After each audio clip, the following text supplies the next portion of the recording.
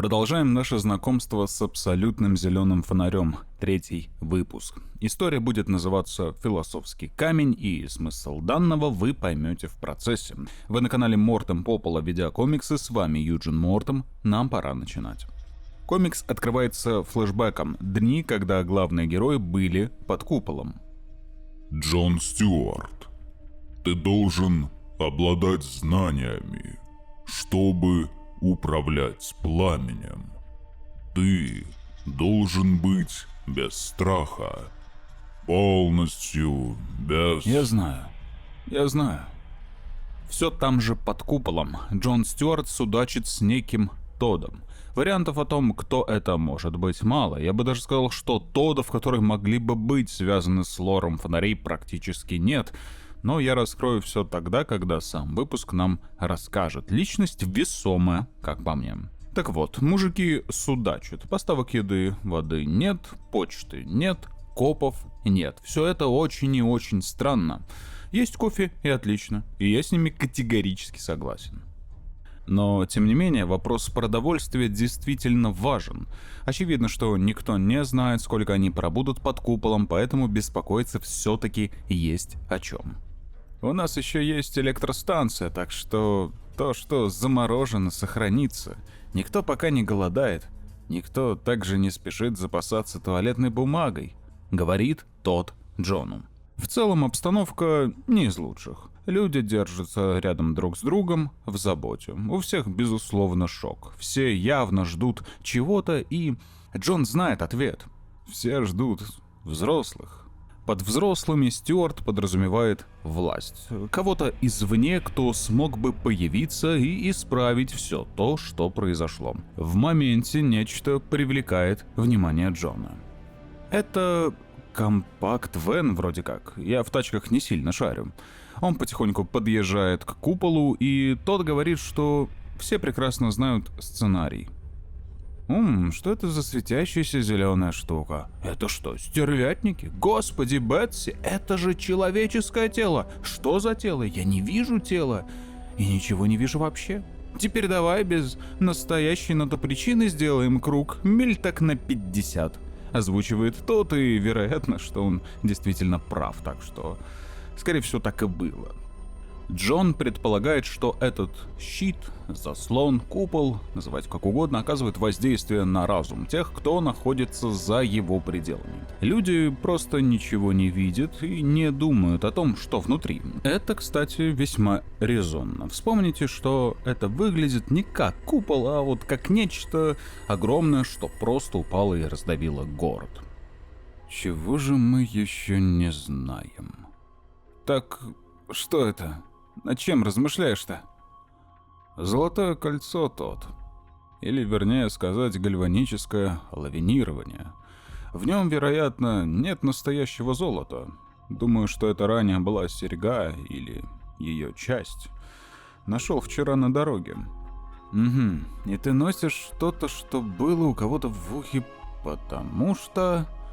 из-за тех ушек, в которых это было. Погодь, ты шутишь.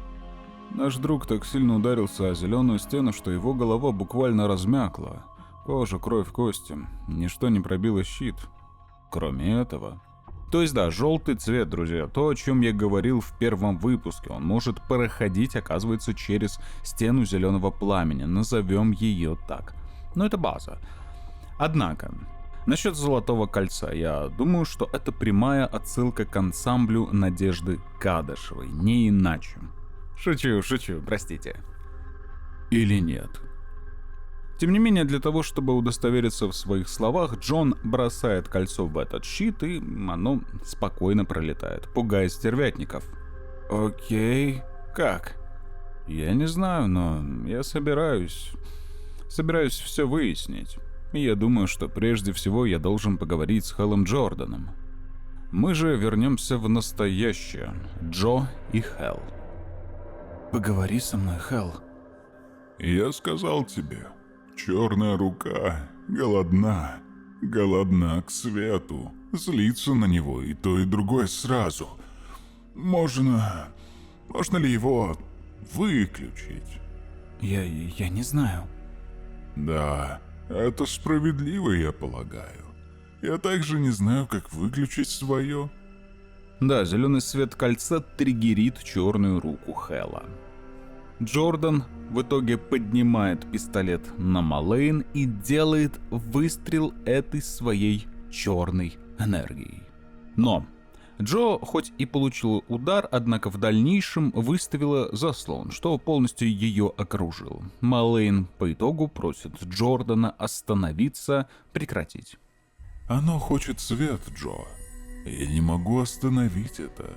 Если бы ты просто дала нам то, что оно хочет. Оно хочет убить меня, как и убило всех остальных. Ты должен это контролировать. Контроль. И Джо, как по мне, начинает концентрироваться, до нее постепенно доходит, как работают ее новообретенные силы.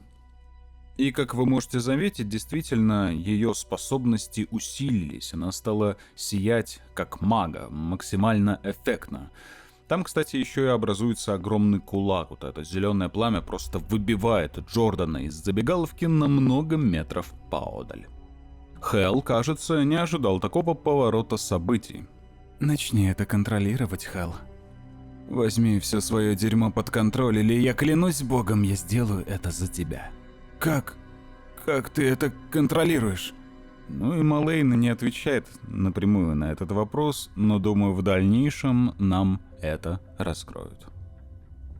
Вернемся в прошлое. Джон приходит к Джо домой и спрашивает ее о том самом обручальном кольце, о котором она говорила ранее. Стюарту же просто очень интересно, из чего оно все-таки сделано. Да, смотрите, Джон до сих пор думает, что дело в золоте или чем-то похожем, но он не выдвигает предположение, что вся суть может быть вот именно что в желтом цвете. Малейн не очень рада диалогу, так как вся вот эта тема с обручальным кольцом слегка ворошит ее прошлое, о котором она не хотела бы думать вовсе. «Джон, зачем ты пришел сюда?» «Слушай, я здесь потому, что мы друзья, и я хотел убедиться, что у тебя все в порядке, но также потому, что ты не из тех, кто ждет взрослых. Есть одна деталь, на которую я хочу, чтобы ты обратила внимание, Джо». И вот судя по этой странице, Стюарт пришел к Малейн прямо после посещения Хэлла. «Страшитесь синего дьявола!» Только вот он не синий, потому что это всецело золотая фигурка Фанзо, что сделано в честь годовщины весьма быстро забываемого фильма Уэйна Тарранта. 0 точек артикуляции, естественно. Я заплатил за него $8, а теперь оно стоит, может быть, 8 центов. Не лучшее мое приобретение. Окей, Синий дьявол и Уэйн Таррант. Начну со второго.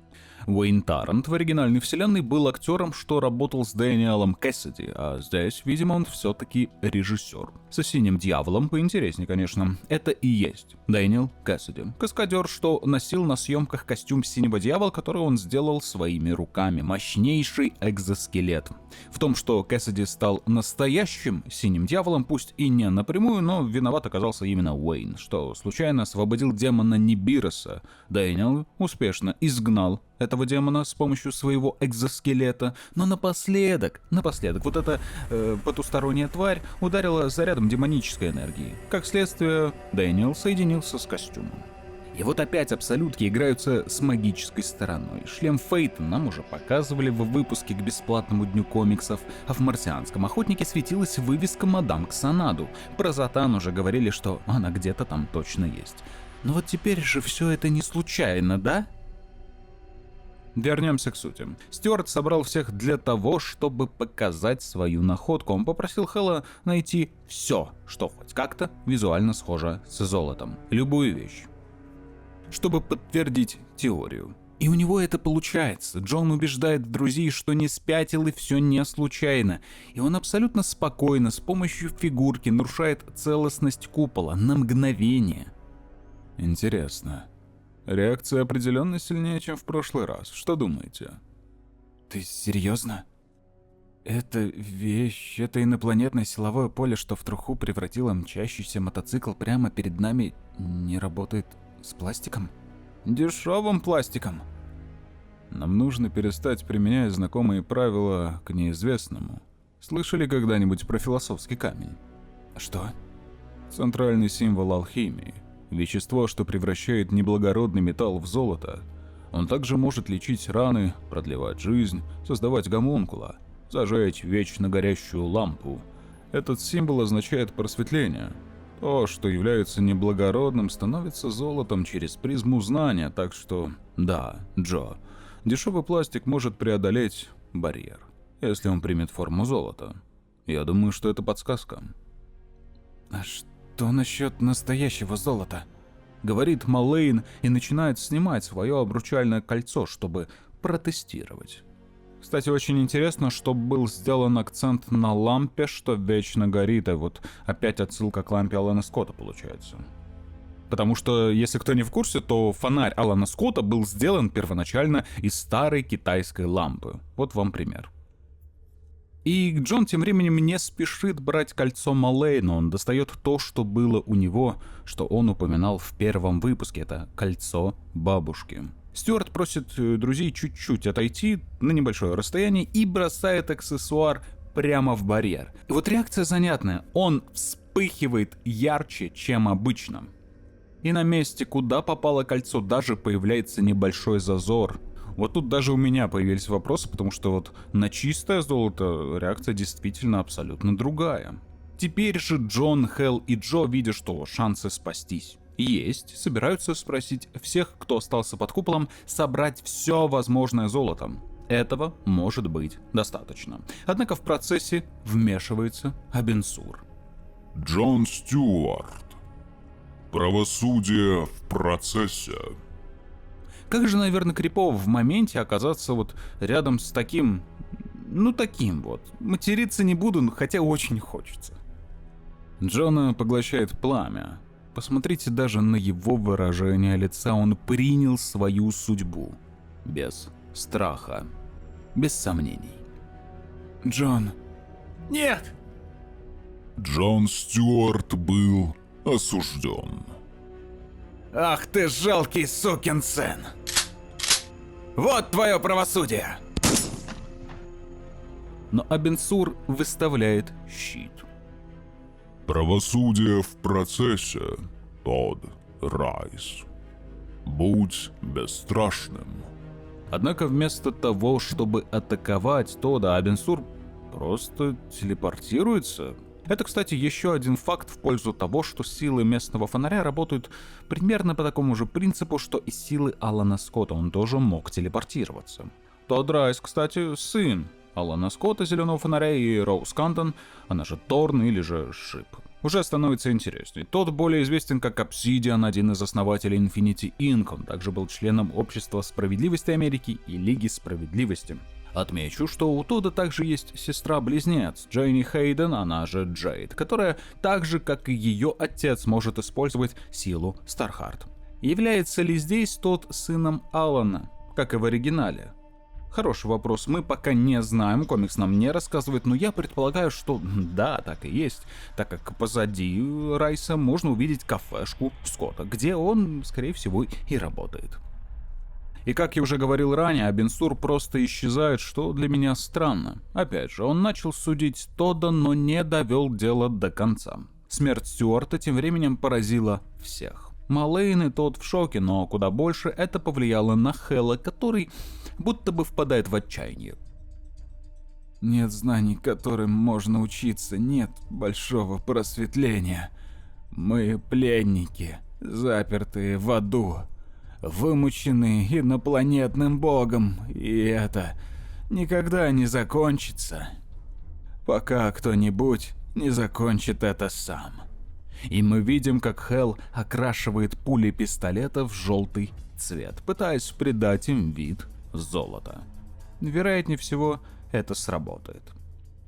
Выпуск постепенно начинает разруливать события, которые происходят под куполом Бевер-Грин. Оттого все кажется уже куда менее загадочным, пусть даже и на йоту. Сам же комикс держит планку во всем, поэтому сказать о нем плохое я попросту не могу, потому что он мне нравится. Насчет Джона, мне кажется, что он подвергся атаке, в том числе потому, что лишился кольца, но будто бы могло его защитить, но, увы, не срослось.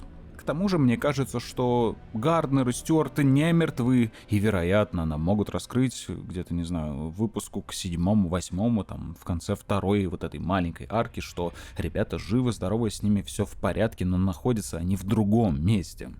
Также не могу не отметить, что тут у нас опять заигрывание с магической стороной DC, и это я про Синего Дьявола, что в моменте, кстати, в комиксах был частью Shadow Пакта команды, что образовалось в желании остановить Спектра от уничтожения всей магии во вселенной.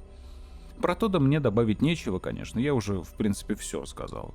Просто приятно, что о нем не забывают. За поддержку канала на Бусти спасибо следующим пользователям. Их имена вы прямо сейчас можете увидеть на экране. Отдельное спасибо пользователям: Брамал, Дмитрий Чудинов, Артем, Сазака, Дима Коржов, Шинджи, Мансел, Родио Марган, Александр Числов, Муракл, Артас, Дискорд, Алкат, Матовитон, Гантер и твоя мамка. Отдельное спасибо пользователю Ёшкин Кот за оформление спонсорства на Ютубе. Ребята, девчата, вы лучшие. Еще раз большое вам спасибо. Также поддержать канал можно не только подпиской, но и прямым донатом на Бусти и Donation Alerts. QR-коды вы прямо сейчас можете увидеть на экране. Вот он слева, вот он справа. Выбирайте любой, если хотите. Также не забываем про существование телеграм-канала, новости, анонсы, обзор на комиксы. В общем, пишу как могу, когда есть времечко, стараюсь сделать это все более-менее информативным и интересным. Поэтому присоединяйтесь. Ссылки на все про все можете найти в описании под видео. Ну а с вами был Юджин Мортом. Мы скоро услышимся.